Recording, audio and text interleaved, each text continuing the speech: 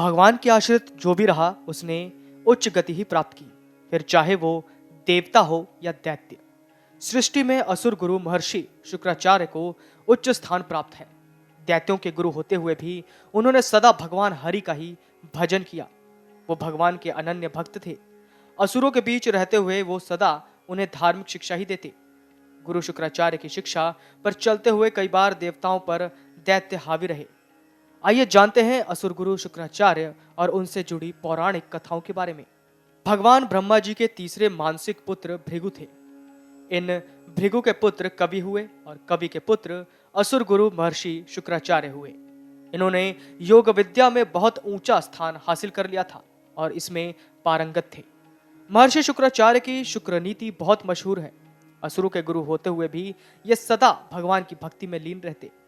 इन्होंने कभी असुरों को गलत मार्ग पर जाने की शिक्षा नहीं दी और शास्त्रों के अनुसार ही उनका मार्गदर्शन किया। गुरु शुक्राचार्य के प्रभाव से ही प्रहलाद, विरोचन, बलि आदि भगवान के भक्त बने और इन्होंने भगवान विष्णु के प्रिय कार्य यज्ञ और दान किए। शुक्राचार्य कर देते थे मृत व्यक्ति को भी जीवित। गुरु शुक्राचार्य के पास मृत संजीवनी विद्या थी, जिससे ये युद्ध में मारे गए असुरों को जीवित कर देते थे। गुरु बृहस्पति के पास यह विद्या नहीं थी, जिसके लिए उन्होंने अपने पुत्र कच्छ को इनके पास वो विद्या सीखने के लिए भेजा था। शुक्राचार्य जी ने उन्हें बृहस्पति जी का पुत्र जानकर बड़े ही स्नेह से ये विद्या सिखाने लगे। असुरों को जब ये बात मालूम हुई तो उन्होंने कई बार कच्छ को जान से मार डाला, लेकिन शुक्राचार्य जी ने अपनी विद्या के बल पर उसे फिर से जीवित कर दिया। कच्छ को बार बार जीवित होता देख असुर परेशान हो गए। असुरों ने आखिर में कच्छ को मार कर जला दिया। उसकी राख को गुरु शुक्राचार्य को सूरा में मिलाकर पिला दिया। सूरा एक तरह की मदिरा है।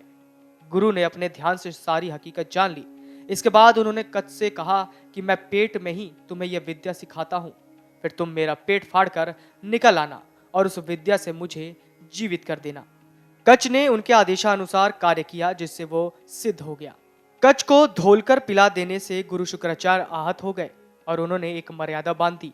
उन्होंने कहा कि मैं आज से मर्यादा बांधता हूं। मेरी मर्यादा को देवता और समस्त प्राणी सुने। जो मंद बुद्धि ब्राह्मण भूल से भी आज से मदिरा पिएंगे, उनके समस्त धर्म का नाश हो जाएगा और उन्हें ब्रह्म हत्या का पाप लगेगा। इस प्रकार गुरु शुक्राचार्य ने मर्यादा बांध दी, जिसे सारे लोगों ने स्वीकार किया। शुक्राचार्य और भगवान विष्णु का पावन अवतार। राजा बलि के यज्ञ में महर्षि शुक्राचार्य ने यजमान की श्रद्धा देखने के लिए उसे बहुत मना किया। उन्होंने यहां तक बताया कि वामन रूप में भगवान विष्णु हैं, जो उससे सब कुछ ले लेंगे। उन्होंने राजा बलि को भूमि दान करने से मना किया था, यहां तक कि श्राप तक दे दिया, लेकिन राजा बलि अडिग रहे, जिससे गुरु शुक्राचार्य बहुत प्रभावित हुए और राजा बलि पर प्रसन्न हुए। गुरु शुक्राचार्य की एक पुत्री देवयानी हुई, जिसका विवाह महाराजा ययाति के साथ हुआ था। असुर गुरु शुक्राचार्य जी अब तक आकाश में एक नक्षत्र के रूप में विराजमान है और पृथ्वी पर वर्षा होने की सूचना देते हैं। शुक्राचार्य की शुक्र नीति। महर्षि शुक्राचार्य की शुक्र नीति अर्थशास्त्र के समान ही है, जो मुख्य रूप से राजनीतिक प्रकृति का ग्रंथ है। शुक्र नीति में धर्म, मोक्ष, सैन्य, अर्थ, काम, व्यवस्था, जीवन शैली, राज्य कार्य जैसे विषयों के बारे में बताया गया है। इस ग्रंथ में आर्थिक, सामाजिक, धार्मिक से जुड़े राजनीतिक विषय आते हैं।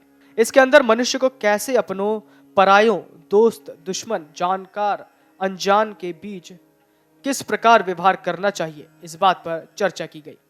अगर आपको हमारा ये वीडियो पसंद आया हो तो हमारे चैनल जीवांजलि को सब्सक्राइब करें